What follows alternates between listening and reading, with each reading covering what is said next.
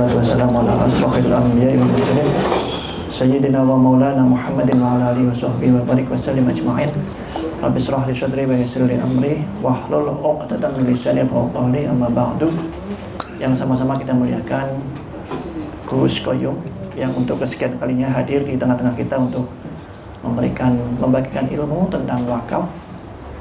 Hari ini istimewa, ada Duta Besar Indonesia untuk Afghanistan, Bapak Dr. Arif.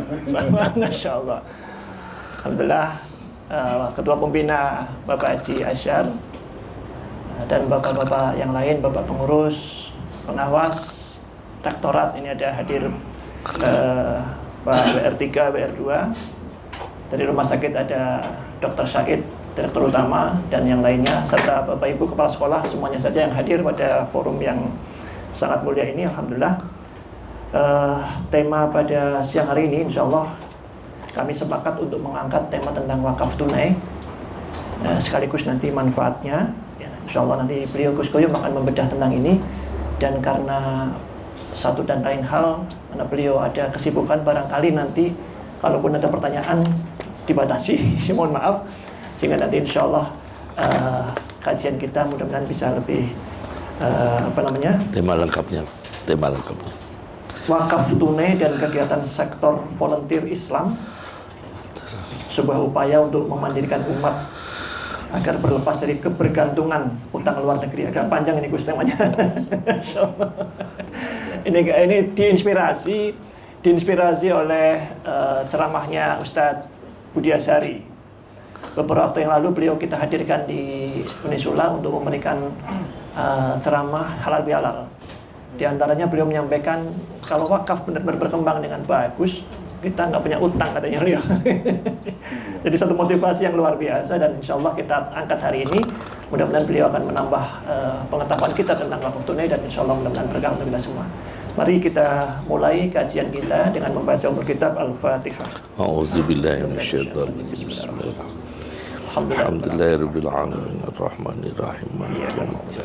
Iyyaka na'budu wa iyyaka nasta'in. Ihdinas siratal mustaqim.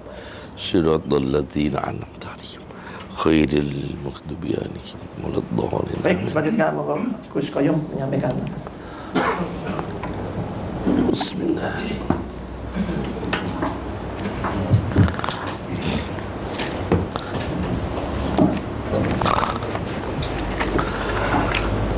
Assalamualaikum warahmatullahi wabarakatuh. Waalaikumsalam warahmatullahi wabarakatuh.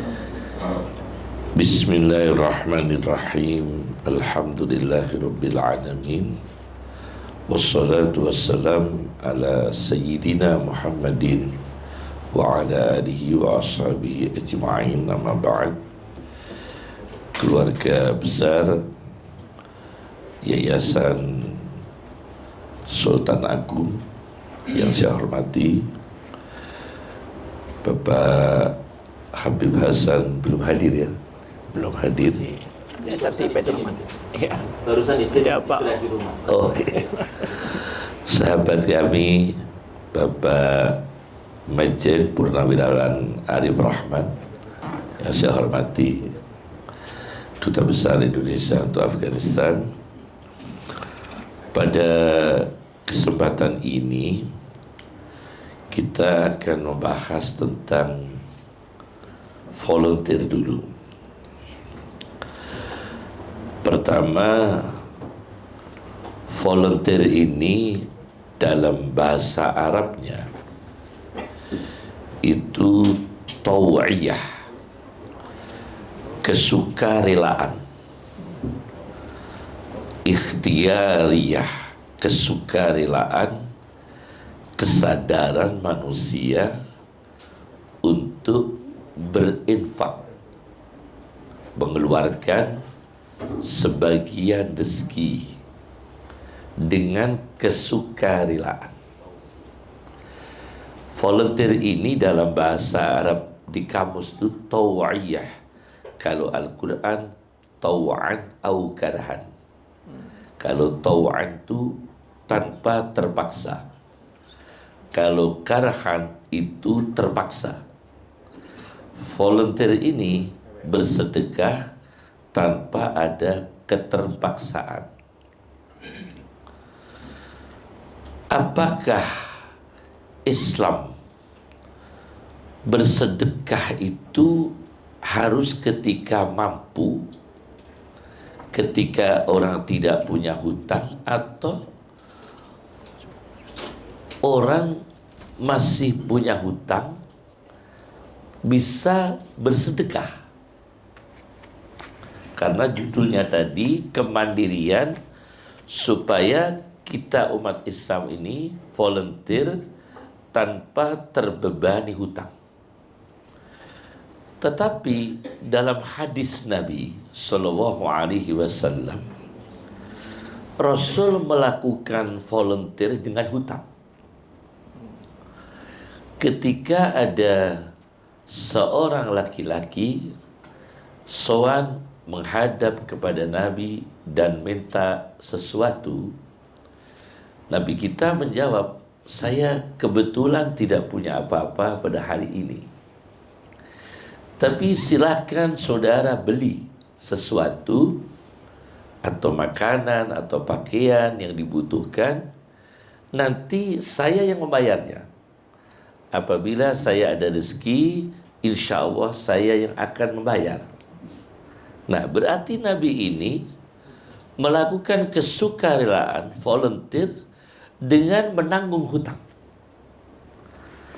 Ini tertuju pada aspek psikologis namanya altruisme, yaitu mengalahkan diri sendiri untuk orang lain.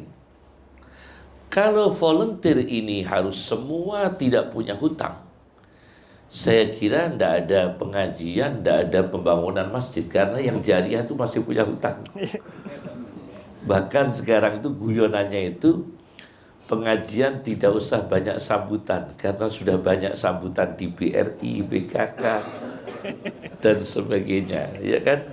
Jadi volunteer ini pernah dilakukan oleh Nabi dengan berhutang. Satu. Kemudian ketika terjadi di negara Mesir, yaitu krisis ekonomi, diceritakan, kalau tadi itu diceritakan At-Tirmidzi di dalam kitabnya Asy-Syama'ilul Muhammadiyah, hadis nomor 355. Kemudian Al-Ghazali di dalam kitab Ihya Ulumuddin di jilid 6 halaman 171 172 terbitan Darul Minhaj, ketika Mesir terjadi krisis ekonomi, kepala pemerintahan itu Abdul Hamid. Ekonomi sangat terpuruk, rakyat sangat menderita. Maka beliau ini melakukan volunteer, berinfak, bersedekah kemanusiaan sebanyak-banyaknya, membantu warga rakyat bangsa Mesir. Sampai pada akhirnya beliau punya hutang pada pengusaha-pengusaha waktu itu. Di sini sebanyak punya hutang 1 juta dirham. Alfi dirham hutangnya. Demi volunteer punya hutang 1 juta dirham. Kemudian beliau ini bagaimana? Untuk membantu manusia dia berhutang. Untuk kemanusiaan, tapi dia sendiri berhutang. Akhirnya beliau punya istilah orang Jawa, cagran. Tahu ya cagran? Cadangan. Punya cadangan harta, perhiasan istri-istri beliau. Dilepasi semua, dijual, mendapatkan uang 5 juta dirham. Jadi hutangnya 1 juta dirham untuk volunteer. Kemudian beliau punya emas dari perhiasan istrinya dijual senilai 5 juta dirham. Yang 1 juta untuk membayar hutang. Sisa 4 juta dilakukan volunteer lagi, disedekahkan bagi bangsa rakyat Mesir yang belum dapat bagian dari beliau. Nah, ini namanya volunteer, pernah dilakukan dalam sejarah Islam dengan hutang. Jadi berhutang untuk bersedekah. Itu pernah terjadi dan Nabi kita sendiri pernah melakukan sallallahu alaihi wasallam. Satu ini. Tapi tujuan kita bukan hanya satu hadis nanti ya. Kemudian dalam Al-Quran dan din itu istilah Profesor Quraisy Shihab, ada dua kutub. Kalau din agama itu ada yang beragama, ada Tuhan yang disembah. Itu istilahnya Profesor Quraisy Shihab. Kalau dain, hutang, itu ada dain sebagai kreditor yang menghutangi, ada madin yang dihutangi. Maka jangan sekali-kali madrasah diniyah disingkat madin, nanti banyak hutang. Ya, jadi jangan sekali-kali di kampung-kampung kita ini ya, madrasah diniyah singkitannya madin, waduh, menyedihkan tuh ya. Jangan ya, diganti, karena madin itu bahasa Arab artinya suka hutang. Ya. Nah, ternyata dalam Al-Quran dan hutang itu 5 kali dalam Al-Quran. Tema hutang itu 5 kali. Sedangkan din dalam arti agama sebanyak 74 kali. Sedangkan din dalam arti pembalasan termasuk maliki yaumiddin itu 18 kali. Jadi dain, hutang itu sebanyak 5 kali, din agama 74 kali, din pembalasan 18 kali. Ternyata ada timbal balik. Din, dain. Pada akhirnya ditemukan ternyata orang kalau hutangnya itu memuncak, itu solusinya agama. Karena kalau solusinya itu hanya rasio akal, dia akan terjebak, kalau tidak istilah Roma Irama, gali lubang, tutup lubang. Itu istilah Roma Irama ya. Kalau tidak salah begitu ya. Roma Irama katakan gali lubang, tutup lubang. Jadi kita bayar dari hutang lagi, gali lubang, tutup lubang. Maka Roma Irama punya lagu yang berikutnya, punya lagu sebelumnya, terlalu. Ya, ada lagi terlalu ya itu ya. Nah, ternyata aspek psikologis agama dalam masalah hutang ini, jadi itu dalam teologinya, dari volunteer dalam tinjauan teologinya, kemudian aspek ekonomi dan pengaruh hutang terhadap psikologi manusia. Itu ada hadis Nabi riwayat Abi Dawud, ada seorang sahabat Nabi bernama Abu Umamah. Ini masalah kedua. Tadi teologinya, sekarang hutang dan aspek hutang dan pengaruh psikologi manusia dan agama sebagai solusi ya. Itu ada sahabat bernama Abu Umamah, terpuruk ekonominya, dihimpit hutang yang luar biasa, dan akhirnya beliau, mohon maaf, beliau sering di masjid tidak waktu sholat karena sedih pikir hutang. Orang kalau di kuburan tidak waktu ziarah, itu kan biasanya mikir hutang. Kadang-kadang ya tidak ada tujuan ziarah, dia di kuburan, itu kadang-kadang mikir hutang dia ya. Ternyata zaman sahabat pernah itu dilakukan.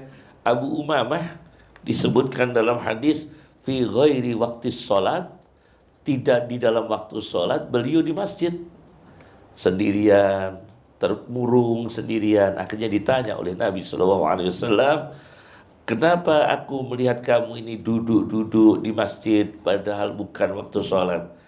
Karena kami mikir hutang ya Rasulullah SAW. Abu Umamah mikir hutang.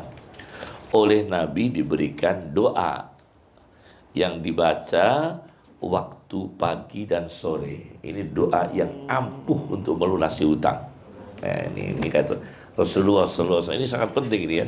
Ya, ini doa yang sangat ampuh dari Rasulullah SAW. Doanya bisa direkam, ada rekaman semua ya, insyaallah ya. Ini doanya Nabi baca pagi dan sore. Tapi doa ini dinamis, Pak Arif. Doanya bukan spiritual, tapi dinamis ya. Allahumma Inni a'udzubika minal hammi wal hazan. Ya Allah, kami berlindung kepadamu dari kesusahan dan kesedihan. Wa a'udzubika minal azzi wal kasal.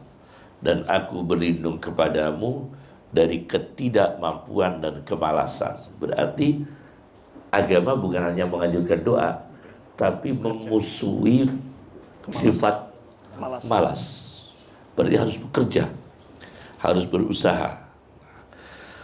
Wa a'udzubika minal jubni wal bukhli.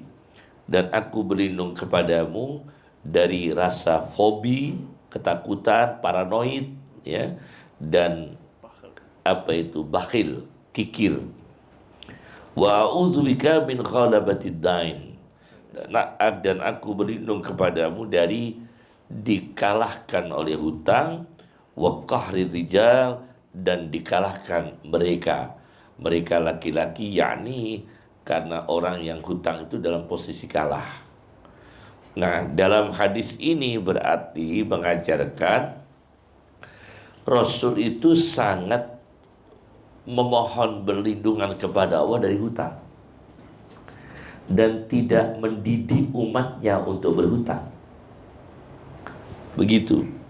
Buktinya hutang ini disejajarkan dengan siksa kubur. Aku berlindung kepadamu ya Allah dari siksa kubur, termasuk dari lilitan hutang. Jadi hutang itu tidak diajarkan oleh Nabi SAW. Tetapi dalam kondisi kejiwaan tertentu, orang ini karena kekuatan insaniahnya, empatinya, orang bisa melakukan sedekah dengan sukarela meskipun dengan hutang. Itu bisa terjadi. Tapi hutang itu jangan dibudayakan. Jangan menjadi kebiasaan dan jangan menjadi ghayah atau target orang berusaha. Ada orang mengatakan usaha itu harus dengan hutang. Jangan sampai ada semboyan begitu. Nah, itu tidak diajarkan oleh Nabi. Kita berusaha, kita berbisnis harus dengan hutang. Itu bukan ajaran Nabi Sallallahu Alaihi Wasallam. Buktinya Nabi mengatakan berlindung kepada Allah dari engkau ya Allah dari lilitan hutang, min ghalabatid dain. Ini aspek psikologisnya. Kemudian aspek hukum. Nah, ini aspek hukum ini yang paling panjang terkait volunteer ini ya, yaitu kesukarelaan bersedekah. Itu sebetulnya volunteer yang akan kita bahas dengan wakaf dengan uang tunai. Sebetulnya perjuangan Islam ini tidak bergantung dengan wakaf uang tunai. Ada beberapa bentuk-bentuk sumbangan dari manusia untuk perjuangan. Pertama, ada satu buku Al-Mawsu'ah Al-Fiqhiyah Al-Kuwaitiyah, sebuah kitab ensiklopedi fikih yang dikeluarkan oleh kerajaan Kuwait. Di jilid 44, saya baca di jilid 44, ini kitabnya ada 45 jilid. Saya baca di jilid 44, halaman 109 sampai 110. Jilidnya 44 ya. Pertama, ada orang menyumbang volunteer bersedekah dengan sukarela untuk pribadi, individu yang membutuhkan, atau untuk yayasan Islam, atau untuk masjid, atau untuk pendidikan. Bahkan tidak kurang pentingnya membantu negara ketika negara sedang menghadapi kesulitan, termasuk sedang perang. Basim Asy'ari pernah mendeklarasikan 27 Rajab sebagai hari Palestina. Umat Islam Indonesia diseru beliau untuk menggalang dana.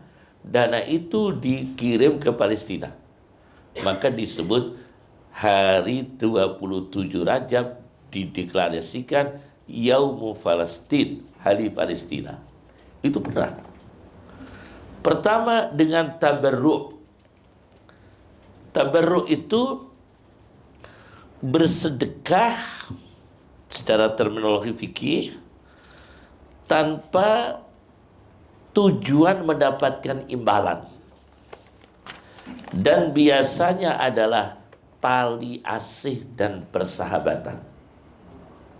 Itu tabarruk. Kita bersedekah tanpa mengharap imbalan, tidak pamrih, dengan tujuan albir, yaitu kebaikan, as-silah, silaturahim. Itu bisa tabarruk. Jadi orang menyumbang untuk yayasan Islam, untuk perjuangan agama, tidak harus itu diberi nama wakaf tunai, tapi melalui jalan tabarruk. Karena jalan ini disepakati oleh semua ahli hukum, kecuali wakaf tunai. Nanti akan kita bicarakan. Jadi kalau ini saya akan kemukakan volunteer yang disepakati oleh para ahli hukum Islam, yang tidak ada perbedaan, semua bersepakat boleh. Itu satu, tabarruk. Yang kedua adalah bentuk sedekah. Bentuk sedekah. Nah, sedekah di sini ialah mengeluarkan suatu infak, tujuannya taqarrub ilallah, mendekatkan diri kepada Allah.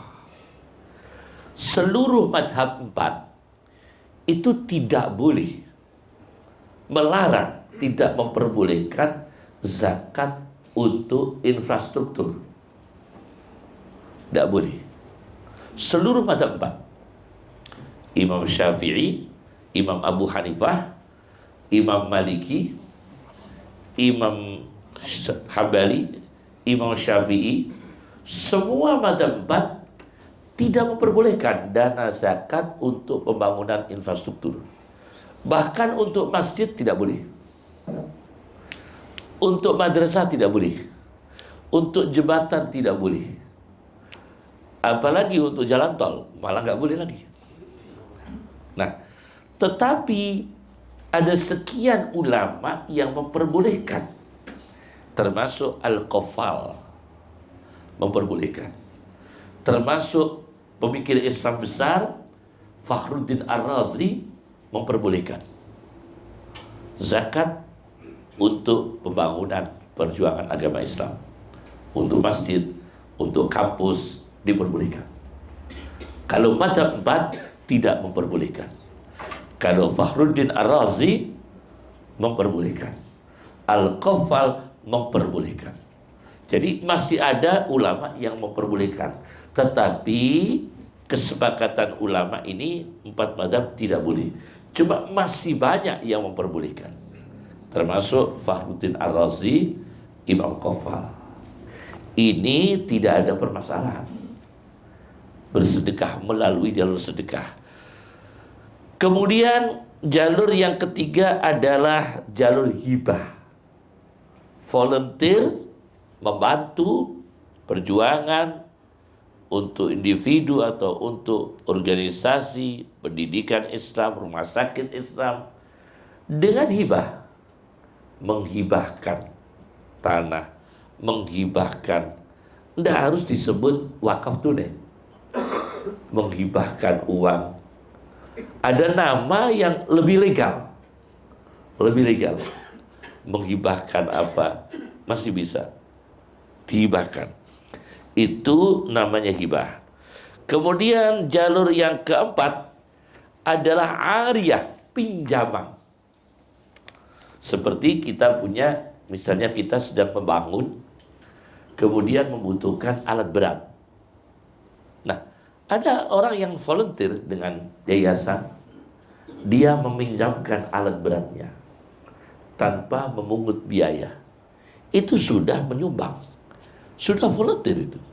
Biayanya cukup besar itu, meminjamkan alat berat untuk kebutuhan berhari-hari.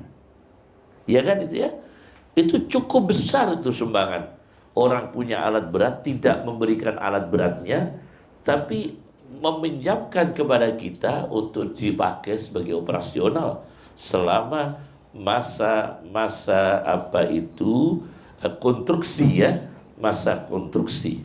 Nah, ketika masa konstruksi membutuhkan alat berat, siapakah yang bisa kesempatan volunteer? Termasuk yang punya alat berat. Ada orang meminjami mobil. Ini kalau kita tahu ada dalam dunia jamaah tabligh itu ada namanya istiqbal. Itu orang biasanya meminjamkan mobilnya untuk melayani kebutuhan tamu-tamu di masjid. Meminjamkan fasilitasnya itu juga bentuk sumbangan, namanya ariyah. Itu yang keempat. Kemudian wasiat, yaitu memotivasi umat Islam untuk mewasiatkan hartanya pada lembaga-lembaga yang bermanfaat, yang sudah ada realnya, sudah ada konkretnya, karya nyatanya. Wasiat, harta-harta wasiat. Jadi kita bisa melalui berbagai jalur. Jalur hibah, jalur wasiat, jalur sodakoh, jalur pinjaman. Volunteer ini sebelum kita sampai pada volunteer bentuk wakaf uang tunai. Wakaf uang tunai. Kemudian ada jalur wakaf. Nah, ini yang menjadi wakaf. Yang terakhir ini, jalur wakaf. An-Nawawi, Imam Nawawi Ad-Dimashqi yang punya kitab Arba'in Nawawi, Azkar Nawawi, Riyadus Shalihin, itu ulama besar, seorang ulama dari Damaskus. Beliau mengatakan terhadap hadis Nabi SAW bahwa apabila manusia mati, putuslah amalnya, in qata'a amaluhu, kecuali 3 perkara, yaitu shadaqatin jariyah, sedekah yang mengalir, ilmin yuntafa'u bihi, ilmu yang dimanfaatkan, waladin salihin yad'ulah, anak salih yang mengirimi doa, yang kondangan tahlilan untuk orang tuanya. Itu waladin salihin yad'ulah, di antaranya ya anak salih yang berdoa, entah kondangan atau berdoa langsung untuk orang tuanya. Di sini beliau menafsirkan sedekah jariyah adalah wakaf. Sedekah jariyah adalah wakaf. Ada perkataan di sini, wa kadzalika as-shadaqatul jariyah wa hiyal waqfu. Jadi An-Nawawi menafsirkan, tidak membedakan antara sedekah jariyah dan wakaf. Nah, sekarang bagaimana wakaf dengan uang tunai? Ini pertama tentu kita sebagai bangsa Indonesia harus menghormati apa yang telah diputuskan oleh Majelis Ulama, meskipun nanti kita ada tambahan, ada yang perlu disempurnakan, tapi kita hormati. Bagaimana? Karena beliau-beliau ini mewakili dari kita. Ada di sana, ada dari NU, ada dari Muhammadiyah, ada dari ormas-ormas yang lain. Ini kita ambil dulu, saya baca keputusan Majelis Ulama MUI Indonesia tentang wakaf uang tunai. Ternyata di keputusan MUI boleh wakaf uang tunai, itu boleh. MUI. Saya baca dalil per dalil ya, dasar per dasarnya ini ya. Pertama Majelis Ulama Indonesia dengan 2 ayat, saya lihat ayat yang dijadikan sebagai dasar Majelis Ulama Indonesia tidak menyentuh langsung tentang volunteer wakaf tunai, tidak ada. Tapi ayat-ayat sedekah yang sifatnya umum, seperti lang tanalul birra hatta tunfiqu mimma tuhibbun, kalian tidak akan mencapai kebaikan sehingga mensedekahkan yang kamu sekalian mencintainya, menyukainya.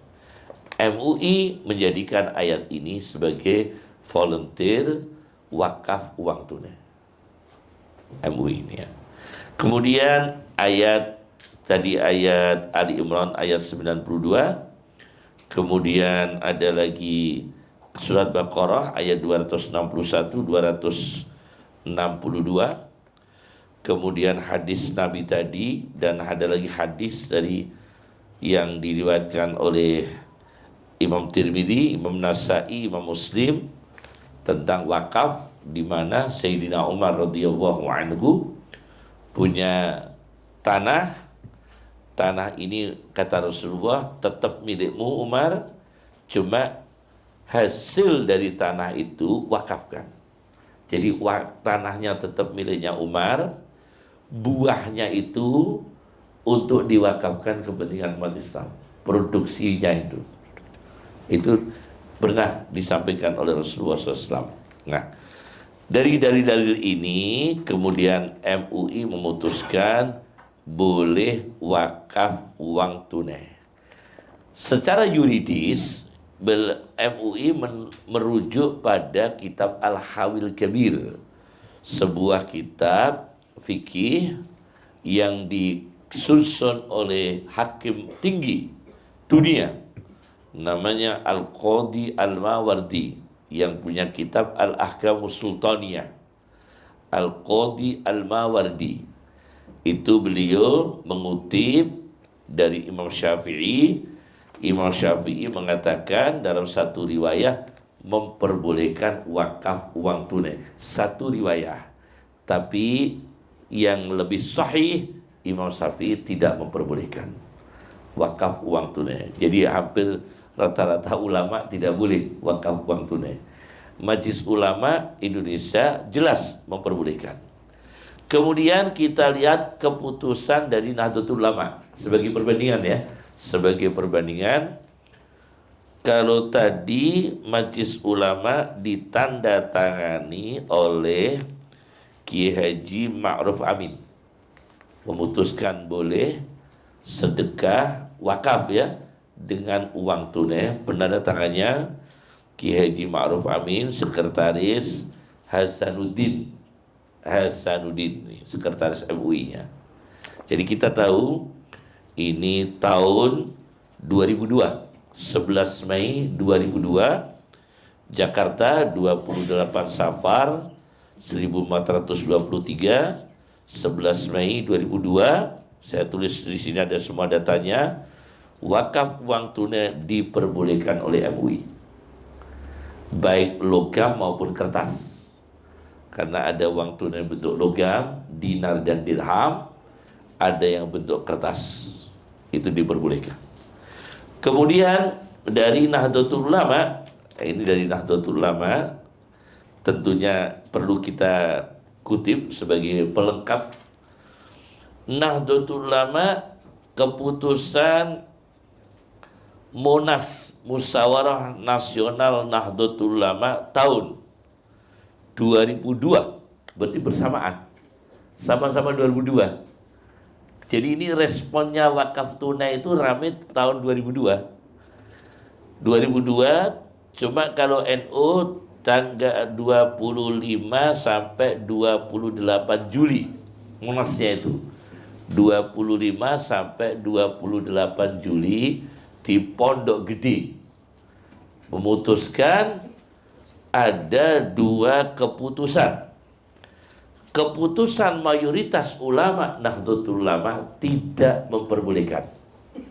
Jadi kalau ulama Nahdlatul Ulama, mayoritas ulama Nahdliyin mengharamkan wakaf uang tunai. Jumhur, mayoritas ulama. Hanya sebagian kecil yang memperbolehkan wakaf uang tunai, itu pun harus melalui mudharabah. Jadi bukan uang tunai diwakafkan, tapi mudharabah, yaitu sebagai pemilik harta itu, uang itu diserahkan kepada pengelola. Kita punya uang sebagai pemodal, kemudian kita serahkan pada pengelola. pengelola uang kita, hasilnya itu kita wakafkan. Jadi hasilnya, bukan uang itu langsung kita wakafkan. Jadi gini, akadnya begini. Wakaf uang tunai adalah digambarkan dari versi NU. Versi NU ini, yaitu uangnya dikelola dengan sistem mudharabah, yaitu dikelola oleh pengelola, entah dijadi apa itu usaha ya. Nah, hasilnya nanti itu untuk kepentingan perjuangan.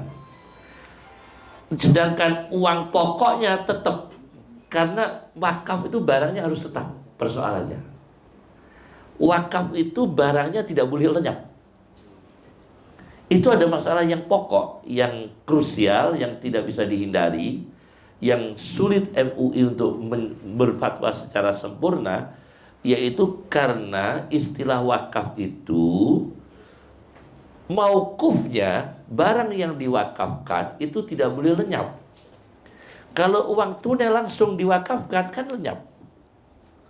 Uang tunai saya wakafkan untuk masjid, kemudian dibelikan kambing, lenyap, sudah. Tapi tidak boleh itu. Yang boleh dikelola, uangnya tetap. Hasil dari pengelolaan itu disedekahkan untuk kepentingan masjid, kepentingan kampus, kepentingan rumah sakit. Tapi uang modal pokoknya tetap, supaya memenuhi syarat wakaf, barangnya harus tetap, tidak boleh lenyap. Itu kehati-hatian ulama. Ya mohon maaf, ini keputusan NU dalam hal ini lebih berhati-hati. Ini kita bicara objektif ya, apa adanya ya, apa adanya ini dalam masalah ini. Kita tetap menghormati MUI, karena MUI dalam hal ini juga sangat hati-hati. Tapi dalam hal ini NU lebih berhati-hati supaya untuk menjawab pertanyaan, barang wakaf tidak boleh lenyap. Muhammadiyah insya Allah sama dengan NU. Sama. Karena ini persoalan baru ya, wakaf uang tunai. Tapi sebetulnya sudah klasik. Cuma dulu ulama fatwa-fatwa yang memperbolehkan tidak terrealisasi. Karena kalah dengan jumhur. Jumhur itu fatwa mayoritas. Fatwa mayoritas tidak boleh wakaf tunai. Hanya sebagian kecil ulama memperbolehkan. Termasuk Majelis Ulama Indonesia akhirnya memperbolehkan. Kalau NU memperbolehkan dengan catatan mudharabah, harus dimudharabahkan dulu. Ini kemudian mengambil fatwa dari Fatwa Hindiyah. Fatwa Hindiyah itu kumpulan fatwa ulama-ulama India. Saya kebetulan semua referensi yang ada di MUI, NU dan semua yang di Kuwait ada di perpustakaan kami di rumah. Semua ada di rumah kami, semua literaturnya. Jadi saya buka satu persatu ya. Jadi saya buktikan apakah ini betul enggak ini ya. Saya cari satu persatu, ternyata betul ya. Termasuk kumpulan fatwa Alam Kariyah dari India. Di India itu wakaf uang tunainya itu digambarkan uang tunainya tetap disewakan sebagai perhiasan. Jadi uang tunainya dirham kan? Dirham itu logamnya perak. Dinar logamnya emas. Ini bisa dipakai, dipinjamkan petani. Dipinjamkan. Tapi nanti kembali lagi dalam bentuk dinar dan dirham. Dipinjamkan. Kembalinya tidak dalam bentuk benda lain atau dalam bentuk diganti dengan nabati, hewani, tidak. Tapi kembali lagi. Itu India. Hanafi, madhabnya Hanafi. Jadi wakaf tunainya begitu. Boleh wakaf tunai menurut versi India, fatwa-fatwa India, tapi digambarkan dipinjamkan para petani kembali dalam bentuk tunai. Logam. Bentuk logam dan tidak lenyap barangnya. Tidak lenyap. Itu fatwa India ya. Jadi oleh karena itu sebelum saya mengupas tentang wakaf uang tunai, tadi saya kemukakan dulu berbagai cara-cara volunteer orang itu bisa beramal, tidak harus dengan cara yang menjadi perdebatan, ya kan? Tidak harus dengan cara yang menjadi perdebatan.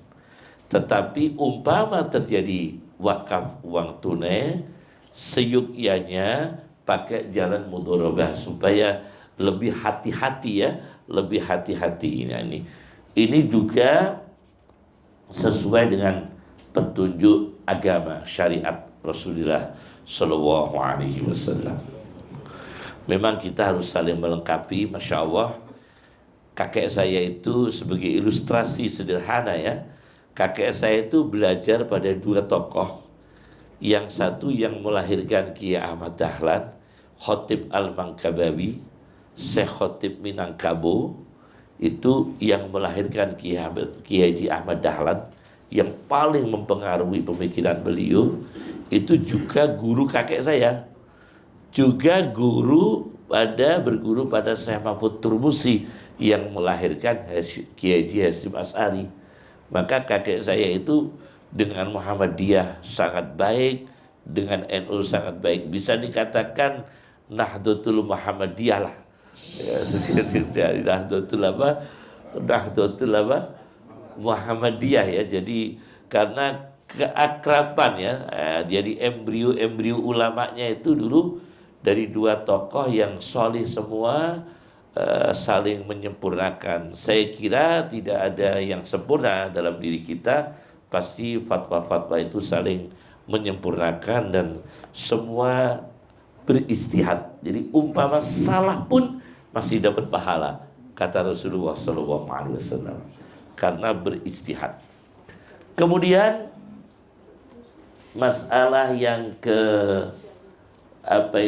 volunteer, yaitu aspek humanisme ini ya, aspek humanisme ya, kemanusiaan. Ada seorang dokter namanya Ali Fikri. Dokter Ali Fikri ini dokter Mesir yang sangat produktif. Jadi Masya Allah bagus sekali. Besok kapan Pak Masudi simposium kedokteran di Unisila. Saya Bu Meridian yang menghubungi kami. Oktober ya. Saya tentang tawazun, tentang keseimbangan, balancing, menjaga kesehatan dalam pandangan Islam. Jadi itu bagus sekali. Ternyata ada dokter namanya Ali Fikri, seorang pemikir Islam Mesir, memberikan contoh volunteer yang sangat-sangat hebat. Mewakafkan organ. Nah, ini mewakafkan sebagian dari tubuh. Kalau transplantasi itu Al-Ghumari menentang keras. Ulama pro kontra tentang transplantasi dalam pandangan Islam. Tidak ada kemufakatan sampai sekarang. Tidak ada kemufakatan. Tapi kalau dalam Islam, yuridis Islam, membebaskan, memaafkan, tidak menuntut pelaku kriminal, itu memang ada dalam Islam. Al-Quran. Keluarga korban pembunuhan, membebaskan pelaku pembunuhan, itu dalam Islam ada. Jadi korban pembunuhan, keluarganya itu membebaskan, tidak menuntut apapun terhadap pelaku pembunuhan. Maka pelaku ini tidak kena jerat, tidak dikisos dalam Islam, dan tidak kena wajib kompensasi dia, karena keluarga korban memaafkan. Ini ayat selalu dipakai para ulama sebagai dalil transplantasi. Kalau membolehkan memaafkan pelaku pembunuhan saja dilegalkan oleh Islam, apalagi menyumbangkan sebagian organnya. Sudah mati, organnya disumbangkan dengan izin ahli waris. Menjadi persoalan. Ada, termasuk ingat saya ini fatwa Yusuf Qaradawi Al-Mu'ammar yang masih hidup, mufti Qatar Profesor Dr. Yusuf Qaradawi. Itu ingat saya ketika beliau membicarakan tentang kasus-kasus transplantasi, ya, beliau pakainya dalil itu, yaitu Islam memperbolehkan memaafkan dari keluarga korban pembunuhan, memaafkan pada pelaku pembunuhan, bebas dari kisos, bebas dari kompensasi dia. Apalagi menghibahkan, ya, ahli waris dengan sukarela, ya, memperbolehkan sebagian organ keluarganya disumbangkan. Tapi para ulama yang menentang tetap tidak boleh transplantasi, karena Nabi kita SAW mengatakan mematahkan tulang mayit dalam keadaan mati sama dengan mematahkan tulang manusia keadaan hidup. Hadis Nabi SAW. Mematahkan tulang mayit dalam keadaan mati, sudah mati kita patahkan, kita potong tanpa ada darurat medis, ya, apalagi semata-mata untuk bisnis, untuk jual beli organ, itu sama dengan mematahkan tulang manusia dalam keadaan hidup. Hadis Nabi SAW. Nah, tapi terjadi yang dijelaskan oleh Dr.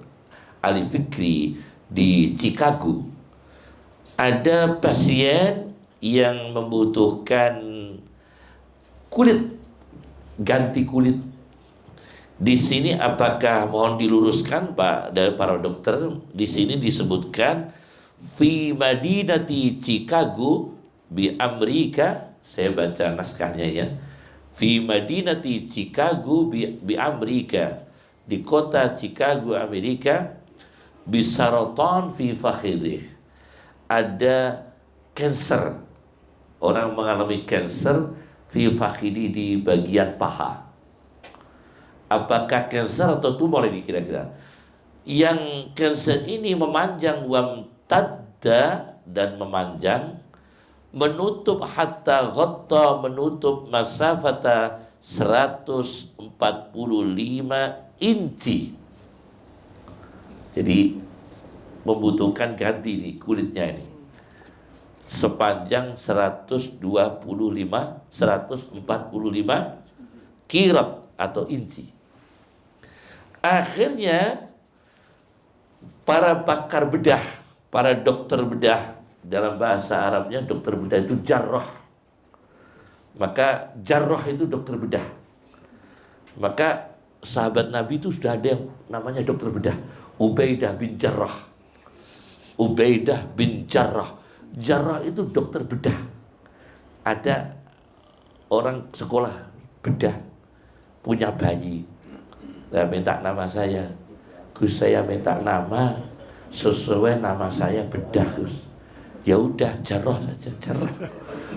Saya kasih nama Jarrah karena kamu dokter bedah, kepingin punya anak yang namanya itu bahasa Arab yang artinya ahli bedah. Ya udah, Jarrah. Panggilannya apa? Mbah, jangan nanti ya pakai Jarrah. Panggilannya dokter bedah Al-Jarrah, ya. Para dokter bedah ini akhirnya mengumumkan siapa yang volunteer menyumbangkan, bertabarruk, sukarela untuk menyumbangkan kulit. Satu orang 1 inci. Satu orang 1 inci, di bawah pengawasan dokter. Kelayaan kulit yang diambil, diperiksa. Akhirnya yang daftar 300 orang. 300 orang yang tabarruk. 300 orang kemudian diperiksa oleh para dokter. Dan di setiap pasien yang kulitnya layak diambil, tentu dibius lokal atau bius total, ya, kira-kira ini diambil, kemudian dipasangkan pada penderita tadi. Dan ini terjadi, namanya tabarruk. Nah, seperti inilah Islam, seperti inilah tabarruk yang sampai altruisme, ya, sampai mengalahkan pada kepentingan diri sendiri. Tetapi kalau untuk mencelakakan diri, Islam tetap tidak membolehkan. Misalnya orang menyumbangkan ginjalnya. Dia punya ginjal, ginjalnya itu disumbangkan. Itu jangan ya, karena itu membahayakan pada diri sendiri. Islam rasional. Al-Islam dinun akliyun. Islam adalah agama yang rasional. Artinya agama yang dogmatis tetapi bisa diterima dengan akal. Itu Islam. Meskipun Abu Qatadah, ini yang menjadi masalah kan, Abu Qatadah, sahabat Nabi SAW, ketika perang, peluru datang menghantam pada arah Nabi SAW, panah. Tapi Abu Qatadah membentengi di depan Nabi, sampai bertubi-tubi panah itu menancap pada mata Abu Qatadah. Nah ini mengorbankan diri kan, demi melindungi Rasulullah SAW. Bertubi, ini hadis sahih. Ini hadis sahih, hadis yang valid, akurat. Peluru menghujani Abu Qatadah sampai, mohon maaf, mata Abu Qatadah ini keluar dan kelengsreh sampai turun ke dada. Turun. Hancur mata Abu Qatadah demi melindungi Nabi supaya tidak kena peluru panah menghantam, menghujani mata Abu Qatadah. Ini hadis sahih. Akhirnya Rasulullah selamat. Bagaimana Abu Qatadah? Terjadilah mujizat Nabi. Langsung Nabi mengambil mata Abu Qatadah itu, dipasangkan langsung, tidak dibawa ke Sultan Agung, langsung tidak dibawa. Apa itu mata center ya? Apa itu? Eye center ini ya. Langsung kayak ini mujizat Pak Maksudi ya. Kalau ini mujizat, tidak mampu kita. Ini mujizat. Akhirnya dipasang oleh Nabi, Bismillahirrahmanirrahim, dengan ludah Nabi. Hadisnya pakai ludah Nabi. Dan akhirnya Abu Qatadah itu kualitas matanya jauh lebih baik. Jauh lebih baik. Padahal hancur itu matanya. Nah, ini kan terjadi tabarruk ya. Apa itu dari volunteer ya, menyumbangkan kesetiaan yang sangat berbahaya kan? Sangat berbahaya. Jadi kalau menyumbang itu banyaklah orang-orang sampai Utsman bin Affan menyumbangkan untuk agama, menyumbangkan untuk Islam, banyak sekali. Jadi volunteer ini menyumbang untuk agama Islam. Saya kira umat Islam yang kaya itu banyak di Indonesia. Cuma yang sadar wa qalilum mahum, sedikit. Yang kaya banyak, yang sadar belum banyak. Itu ya. Jadi itu aspek humanisme. Sekarang ada lagi aspek gender. Volunteer aspek gender. Ternyata ada penelitian para peneliti sosiologi dan psikologi dari Erasmus University Belanda. Jadi dari Belanda meneliti ternyata kecenderungan orang untuk volunteer, bersedekah, menyumbang itu pertama adalah orang yang taat beragama. Sasarannya begitu. Memang taat beragama. Jadi kadang-kadang ada orang tuh kaya raya, banyak usul, tidak nyumbang. Kan banyak ya gitu ya. Kadang dia itu banyak usul, tidak nyumbang. Jadi usuluddin, dinnya hilang, usulnya saja. Jadi dia tidak banyak nyumbang, banyak usul. Ada lagi yang kedua ini, sudah nggak nyumbang, maidu. Ada lagi, ada kan begitu ya. Nah ini umat Islam ini banyak SDM yang seperti itulah. Akhirnya perjuangan agama kita ini belum maksimal dalam bentuk materi. Nah ternyata yang paling sadar itu dalam bersedekah satu orang yang taat beragama. Yang kedua, penelitian di Erasmus University Belanda menunjukkan bahwa semakin tua orang semakin semangat bersedekah sebelum usia 75 tahun. Kalau sudah 75 tahun sudah berkurang ingin bersedekah karena bawa uang. Jadi penelitiannya begitu. Jadi iya nggak ada uang, sudah 75 tahun. Jadi kesadaran bersedekah itu semakin tambah usia, semakin sepuh, orang itu semakin semangat bersedekah sebelum usia 75 tahun. Kalau sudah 75 tahun, himmah, keinginan bersedekah itu berkurang. Agak mulai berkurang setelah usia 75 tahun. Ini penelitian di Belanda ya, bukan di Indonesia ya, di Belanda. Kemudian ibu-ibu, gender ini, ibu-ibu lebih terbuka hatinya untuk mudah bersedekah daripada laki-laki. Nah, ini ibu-ibu. Ini kita tahu ketika Rasulullah SAW suatu ketika selesai khutbah sholat, beliau menghampiri jamaah perempuan. Beliau menghampiri jamaah perempuan dan beliau Rasulullah SAW berpidato di depan para ibu, bersedekah. Maka para ibu melepaskan gelangnya, melepaskan ali-alinya, melepaskan anting-antingnya. Tidak kaum laki-laki, kaum ibu yang didatangi Nabi SAW. Maka secara gender itu ada mengatakan ibu-ibu lebih mudah untuk bersedekah. Jadi kalau menggalang dana itu ibu-ibu dulu. Kalau menggalang dana untuk apa itu ibu-ibu dulu itu ya. Nah, ini ada yang mengatakan begitu. Jadi beberapa aspek ini sudah kami sampaikan. Untuk hukum, saya sekali lagi kita tetap menjaga, menghormati keputusan Majelis Ulama karena itu juga dengan pertimbangan para ahli. Di Indonesia juga banyak kebutuhan hajat terkait dengan hutang luar negeri. Jadi kita bukan mikir hutang luar negerinya, di domestiknya saja jangan sampai hutang ya. Apalagi kalau ke luar negeri, karena kita tahu sendiri bagaimana Arab Saudi sekarang dengan dulu. Sekarang pajak semua Pak Arif ya, di Arab Saudi untuk jajan pakai pajak, beli kitab pakai pajak, domisili juga mahal sekali.